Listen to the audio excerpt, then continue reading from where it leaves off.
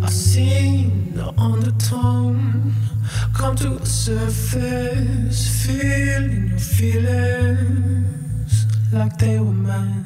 Bonjour et bienvenue à tous, ravi de vous retrouver pour cette 32e édition du Marathon des Sables. Et qui de mieux pour débuter cette édition que Rachid El Morabiti, 4 fois vainqueur de ce Marathon des Sables et peut-être une 5e cette année, Rachid. J'espère Inch'Allah de gagner la 5e fois Marathon des Sables. Je suis très content, j'ai bien entraîné, je sens bien, j'espère Inch'Allah de rester comme ça jusqu'à la fin. Bon, en tout cas, avant cela, place aux vérifications, c'est parti. Le Marathon des Sables s'élancera donc demain pour sa 32e édition. Une course devenue légendaire de par sa difficulté. Au total cette année, ils seront 1200 athlètes à partir en autonomie alimentaire sur 237 km, répartis sur 6 étapes, soit près d'un marathon par jour. À la veille du départ, l'heure est aux vérifications. Le sac que les coureurs garderont durant la course doit peser au moins 7 kg avec tout le nécessaire. Les médecins de leur côté veillent au grain sur l'état de santé des athlètes. On contrôle qu'ils ont bien eu un certificat médical de moins d'un mois, on vérifie les traitements, s'ils ont des allergies, et puis on teste un petit peu leur état d'esprit. Bon, Jocelyne, ils sont bien préparés cette année? Très bien, je pense qu'ils sont bien prêts aussi par rapport aux consignes de sel. Je pense qu'ils sont prêts, ils ont bien compris les consignes qu'on leur répétait. Une course à part au beau milieu du désert marocain. Sous près de 40 degrés, chacun devra trouver son rythme. L'appréhension grandit à l'approche du départ. Moi ça va, il y en a d'autres qui ont un peu plus peur à côté de moi par exemple. Un peu plus peur, ouais. Et les filles alors? Excitation, pas de peur. Bah oui, c'est toujours la première étape, donc tu sais pas comment ça va se passer.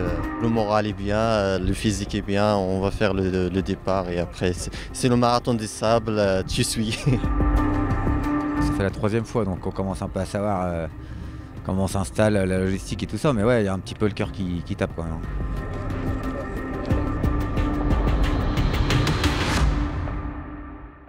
Est-ce que vous avez un petit peu les pétoches? Est-ce que vous avez peur?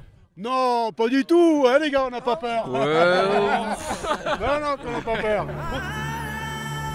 De la peur donc forcément, mais avant tout l'envie de vivre une belle aventure humaine dans un décor de rêve. Bon, qu'est-ce qui te fait revenir chaque année?